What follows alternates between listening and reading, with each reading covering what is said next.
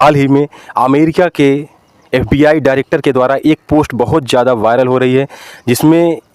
यह कहा जा रहा है कि किस तरीके से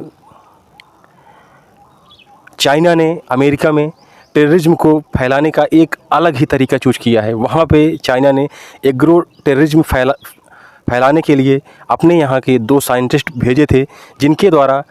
कुछ ऐसे केमिकल्स का निर्माण किया जा रहा था कि जिनको जो अमेरिका में जैसे खेती होती है, फसलें होती हैं, उनमें उनको मिक्स करके और पूरी तरीके से अमेरिका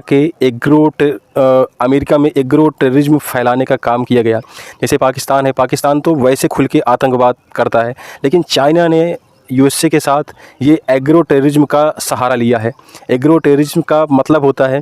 कि जैसे किसी देश की फसल यानी खाने पीने की चीज़ों को बर्बाद कर देना, यानी कि अगर ये चीज़ें करने में चाइना अगर सफल हो जाता, अगर इसकी जानकारी नहीं मिलती, तो हो सकता है कि अगर किसी देश के पास अगर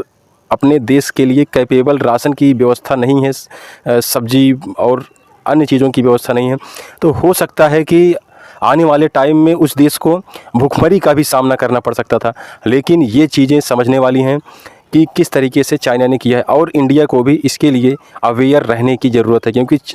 चाइना ही वो देश है जिसने कोविड को पूरे वर्ल्ड में फैला दिया था। और उसके बाद ये भी जो एग्रो टेररिज्म का मामला आया है, जो FBI डायरेक्टर के द्वारा पोस्ट में पूरा ब्रीफ किया गया है